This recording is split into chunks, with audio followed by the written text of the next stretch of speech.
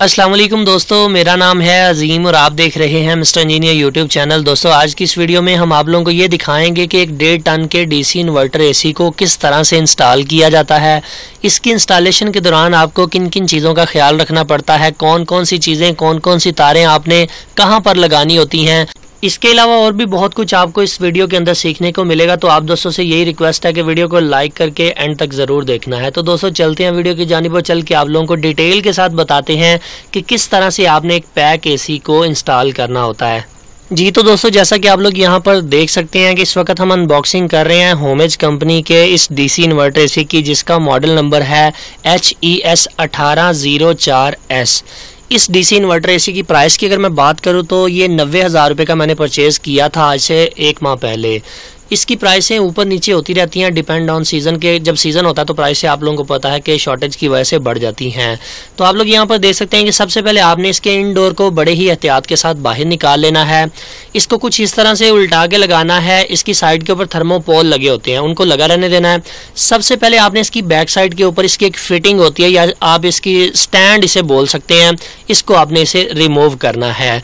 इसको रिमूव करने का तरीका ये है कि आप टेस्टर की मदद से या 4 मुंह वाले पेचकस की मदद से, इसके ऊपर एक स्क्रू लगा होता है, आपने उसको खोलकर इस स्टैंड को रिमूव कर लेना है। यहाँ पर जनाब उस्ताद वकास साहब इस एसी को इंस्टॉल कर रहे हैं, जो कि हमारे सोलर सिस्टम के प्रोजेक्ट्स को भी इंस्टॉल करते हैं। तो लीजिए जनाब, हमारा स्टैंड तो इसके ऊपर से रिमूव हो चुका है। आपने इनके पाइप्स को बड़ी ही एहतियात के साथ इसको सीधा करके सबसे पहले इसकी फिटिंग को लगा लेना है, यानी कि इनडोर यूनिट को आपने सबसे पहले हैंग करना है। तो जैसा कि आप यहाँ पर देख सकते हैं यहाँ कि हम अपनी शॉप जो कि स्मार्ट ई शॉप जो कि गुजरांवाला में मौजूद है, यहाँ पर हम इसकी इंस्टॉलेशन करवा रहे हैं। तो इंस्टॉलेशन में आपने एक चीज़ का ज़रूर ख्याल रखना होता है कि आपने लेवल करके फिर अपने एसी को लगाना है, क्योंकि अगर आपका इंडोर एक लेवल के ऊपर नहीं लगेगा तो वो देखने वाले के ऊपर बड़ा एक बुरा असर पड़ता है कि यार ये क्या टेढ़ा एसी आपने लगा दिया है। तो जनाब लेवल करने के बाद निशान लगाने हैं, निशान लगाने के बाद आपने ड्रिलिंग करनी है, ड्रिलिंग करने के बाद दोनों साइडों के ऊपर आपने स्क्रूज को अच्छी तरह से टाइट कर देना है। और उसके बाद बारी आती है इंडोर यूनिट को दोबारा से एक दफा चेक करने की। जी तो दोस्तों अभी हम इंडोर की साइड को इसलिए कट कर रहे हैं आरी ब्लेड की मदद से, क्योंकि इस साइड से ड्रेन पाइप भी गुजरेगा और आपके जो कॉपर पाइप्स होते हैं वो भी इसी साइड से ही गुजरते हैं। तो जिस साइड, दोनों साइडों के ऊपर आपके पास ऑप्शन होती है, आप दोनों साइडों से जिस तरह मर्जी गुजार सकते हैं। कॉपर के पाइप को बेंड करते वक्त आपने बड़े ही एहतियात करनी है, आराम आराम के साथ इसको बेंड करना है। बेंड करने के बाद आपने इसको एक लेवल के ऊपर ले आना है कि आसानी से जो ये पाइप है वो बाहर की तरफ चला जाए। जैसा कि आप लोग यहाँ पर वीडियो में देख रहे हैं, बड़ी ही एहतियात के साथ काम किया जा रहा है। कॉपर पाइप्स को प्रॉपर तरीके से बेंड किया जा रहा है। इन पाइप्स को बेंड करने के बाद ड्रेन पाइप को भी आपने साथ ही में लगा लेना है। ड्रेन पाइप जो कि आप लोगों को एसी के आउटडोर यूनिट के साथ देखने को मिलता है, आपने उसको एसी के इनडोर के ये वाले पॉइंट के साथ इस तरह से अटैच करना है कि कहीं पे लूजिंग नहीं होनी चाहिए। आपने इसे अटैच करने के बाद प्रॉपर टेप करनी है इसके ऊपर। ये इसलिए जरूरी होता है कि अगर लूजिंग रह गई तो जनाब आपका यहाँ से पानी जो है वो कतरा कतरा करके गिरता रहेगा, जो कि एक अच्छी चीज नहीं है। तो आपने इस चीज का जरूर ख्याल रखना है कि ड्रेन पाइप के साथ कनेक्टेड करते वक्त आपने अच्छी तरह से इसको टेपिंग कर लेनी है। ठीक है जी जनाब, सभी पाइपों को कनेक्ट करने के बाद अभी बारी आ जाती है एसी के इनडोर के फ्रंट कवर को रिमूव करने की। तो आपने इसकी साइडों के ऊपर लॉक्स होते हैं, आपने एसी के फ्रंट कवर को रिमूव कर लेना है। अभी बारी आती है कनेक्शंस की। तो कनेक्शन में मैं आप लोगों को समझाता हूं कि बेसिक कौन कौन सी तारें होती हैं जो आपने लगानी होती हैं। दोस्तों यहाँ पर इंडोर और आउटडोर के तारों को लगाने से पहले आप लोगों को इस फिटिंग को रिमूव करना पड़ेगा, जिसके ऊपर एक स्क्रू लगा होता है। इसके बाद नीचे एक मजीद फिटिंग होती है जहां से आपकी तार उसके अंदर से प्रॉपर तरीके से फिट हो रही होती है। तो उस स्क्रू को भी लूज करना है आपने और यहाँ से फिटिंग को रिमूव कर लेना है। अभी ये प्रोसेस थोड़ा सा मुश्किल हो सकता है, क्योंकि नीचे वाली साइड से आपने जो तारें होती हैं, 4 तारें, उनको नीचे वाली साइड से गुजारना है। तारों की कनेक्शन जैसा कि मैंने आपको बताया, मैं आपको बताता हूँ कि किस तरह से आपने करने हैं। तो आपने इस तरह से करना है कि टेपिंग कर लेनी है इसके ऊपर। अपनी तारों के ऊपर जब आप टेपिंग कर लेंगे ना तो आसानी से नीचे से ऊपर की तरफ आ जाएंगी। अभी जनाब जैसा कि आप लोग यहाँ पर देख सकते हैं कि वकास साहब तारों को नीचे से ऊपर की तरफ खींच रहे हैं। देखें, टेप करने का यही फायदा होता है कि तारें आसानी से ऊपर आ जाती हैं। अभी वो कनेक्शंस को कर रहे हैं। अब कनेक्शन किस तरह से होते हैं, कोई रॉकेट साइंस नहीं है, बहुत ही आसान है इस एसी के कनेक्शंस को करना। इस एसी के नहीं बल्कि हर एसी के कनेक्शन को करना बहुत आसान होता है। देखिए यहाँ पर आप लोगों को 4 तारें नजर आ रही हैं। अगर मैं दाहिनी साइड से शुरू करूं तो सबसे पहले नंबर पर आपको अर्थिंग की वायर दिखाई देगी, जो कि आपने अर्थिंग के पॉइंट के ऊपर लगानी है। और आउटडोर में भी आपने अर्थिंग के पॉइंट के ऊपर लगानी है। दूसरे नंबर पर आपको एस लिखा नजर आ रहा है, ये स्विचिंग का पॉइंट होता है, यानी कि ये एसी को कमांड जाती है, एसी के आउटडोर को कमांड जाती है कि भाईजान अभी आपने स्टार्ट होना है तो आप स्टार्ट हो जाएं। इसके बाद जो तीसरी वायर आप लोगों को नजर आ रही है वो ब्लैक कलर की है, डेफिनेटली वो न्यूट्रल है। और चौथे नंबर पर जो है वो रेड कलर की है, वो लाइन है, तो आप जनाब वहां पर लाइन को लगा देंगे। दोस्तों सेम इसी तरह से आपने आउटडोर के अंदर भी तारों को लगाना है, वहां पर भी सेम यही पॉइंट होंगे, न्यूट्रल, फेज, इसके बाद स्विचिंग का पॉइंट और अर्थिंग का पॉइंट। और 2 तारें एक्स्ट्रा होती हैं, वो न्यूट्रल फेज यानी कि पावर 220 वोल्ट देने के लिए आउटडोर में लगती हैं, वो भी बहुत आसान है। अभी जनाब जैसा कि आप लोग यहाँ पर देख सकते हैं कि कनेक्शन की तारें वगैरह सब कुछ लग चुका हुआ है। दोबारा से इनडोर की फिटिंग चल रही है, इनडोर के जो मेन स्क्रू है, जो वायरिंग वाला स्क्रू है, उसको दोबारा से लगाकर अब बारी आ जाती है इसको हैंग करने की।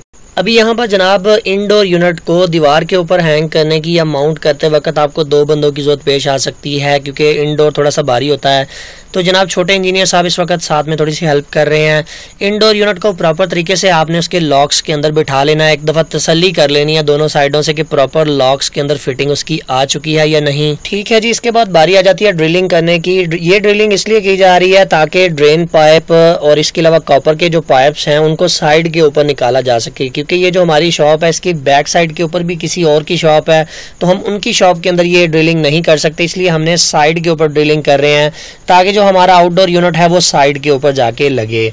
तो आपने 2 से 3 होल कर लेने हैं हिल्टी से। अगर तो आपके पास होलसा है तो वो तो बहुत ही एक अच्छी चीज है। मेरे पास चूंकि होलसा अभी अवेलेबल नहीं थी, इसलिए हमने 3 सुराख करके छेनी और हथौड़ी की मदद से इस सुराख को अच्छी तरह से खुला करके इसके बाद हमने बाहर चले जाना है और वहां पर जाके हमने आउटडोर यूनिट को इंस्टॉल करना है।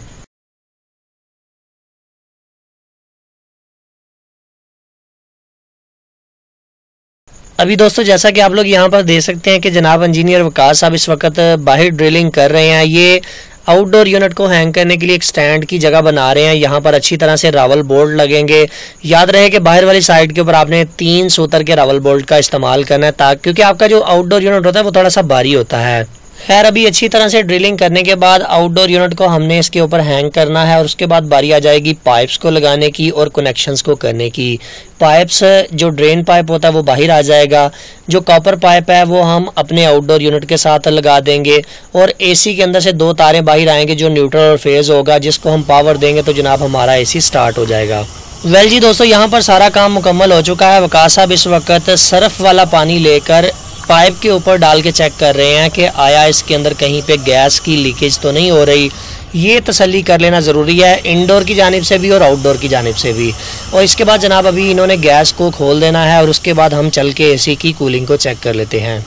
फाइनली दोस्तों, जैसा कि आप लोग यहाँ पर देख सकते हैं कि एसी जो है वो इंस्टॉल हो चुका है और जनाब यहाँ पर प्रॉपर तरीके से काम करने लग चुका है। अभी हम आप लोगों को लिए चलते हैं अंदर वाली साइड के ऊपर, वहाँ पर चल के आपको दोस्तों को दिखाते हैं। वेल जी दोस्तों, जैसा कि आप लोग यहाँ पर देख सकते हैं कि ये है जी हमारा बहुत ही खूबसूरत सा होमेज कंपनी का 1.5 टन का डीसी इन्वर्टर एसी, जो कि कंपनी ये क्लेम करती है कि 75% तक की आपकी सेविंग करेगा। अभी जैसा कि आप लोग यहाँ पर देख सकते हैं कि हमने इसको 26 के ऊपर सेलेक्ट किया हुआ है, तो ये बेहतरीन तरीके से हमारी जो कूलिंग है इस कमरे को ठंडा कर रहा है। कमरे की अगर मैं साइज़ की बात करूँ तो ये 12 बाई 15 का हमारा कमरा है और यहाँ से सीढ़ियाँ ऊपर जा रही हैं। यहाँ पर जो वेंटिलेशन है यहाँ से भी आवाज़ सी बात है ऊपर की तरफ जाएगी। तो ओवरऑल काफ़ी अच्छी परफॉर्मेंस है इसकी। कल सारा दिन हमने इसको 16 के ऊपर रख के चलाया और इसने जनाब हमारे ये जो ग्राउंड फ्लोर है इसको बिल्कुल ठंडा कर दिया और मैं इसकी परफॉर्मेंस से सेटिस्फाई हूँ। अभी दोस्तों यहाँ पर बात कर लेते हैं इसका कंट्रोल हमने किस जगह पे रखा है। यहाँ पर हमने इसके लिए स्पेशली एक 20 एम्पेयर का ब्रेकर ऐड किया है। डीबी का बॉक्स उतारा हुआ है, अभी थोड़ी देर बाद वो भी लग जाएगा। अगर हम इसके वाट कंजम्पशन की बात करें तो आप लोग यहाँ पर देख सकते हैं कि यहाँ पर इसके जो वाटेज हैं वो आप लोगों को शो होंगे। 2.47 यानी कि 2448 वाट जो है ये कंज्यूम कर रहा है इस वक्त।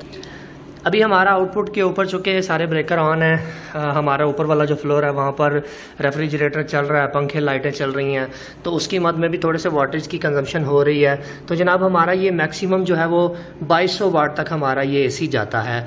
जब कूलिंग पूरी कर लेता है तो ये 1200-1000 के ऊपर आ जाता है। चूँकि मैंने आपको बताया कि यहाँ से ये जो सीढ़ियाँ ऊपर की तरफ जा रही हैं, ये जगह ओपन है जिसकी वजह से कूलिंग प्रॉपर यहाँ पर नीचे नहीं रहती, ऊपर भी जाती रहती है। कमरा तो ये ठंडा कर देता है, कूलिंग ऊपर भी जाती रहती है, जिसकी वजह से हमारा ये जो एसी है वो 1000 वाट के ऊपर भी काम करता रहता है। हम इसे कंपेयर करते हैं ग्री के डीसी इन्वर्टर एसी के साथ। तो जनाब ग्री का जो डीसी इन्वर्टर एसी है वो भी हमने अपने घर पे लगाया हुआ है, 10 एम्पेयर की कंजम्पशन करता है। 1 से 2 घंटे के बाद वो भी अपने जो एम्पियर्स हैं वो कम करने शुरू कर देता है, मगर इतने कम नहीं करता जितने ये वाला करता है। अगर आप इसको 26 के ऊपर रख के चलाते हैं तो ठीक 1 घंटे के बाद अपने ये एम्पियर्स को 4 से 5 एम्पियर के ऊपर ले आता है। बाकी ओवरऑल अगर कूलिंग की बात करें तो कूलिंग इसकी कैपेसिटी भी अच्छी है, बेहतरीन तरीके से आपके रूम को ये कूल करता है। इसका जो इंडोर यूनिट है वो भी आप लोगों को बड़ा दिखाई देता है, जबकि दूसरे जो इसके मद्दे मुकाबले जो दूसरे डीसी इन्वर्टर्स हैं उनके इंडोर जो हैं वो साइज में थोड़े से छोटे होते हैं। तो आपने जब भी एसी लेना है तो कोशिश करनी है बड़े इंडोर और बड़े आउटडोर वाला लेना है।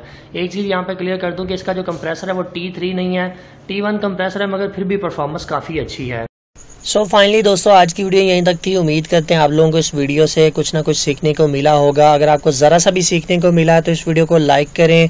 इंशाल्लाह एक वीडियो हम डिटेल के साथ लेके आएंगे, आप दोस्तों को डिटेल के साथ बताएंगे कि ये एसी कितनी देर में कितने यूनिट कंज्यूम करता है, पावर कितनी लेता है, कितने एम्पेयर के ऊपर आके ये रुक जाता है, वो इंशाल्लाह डिटेल के साथ नेक्स्ट वीडियो में आप दोस्तों को बताएंगे।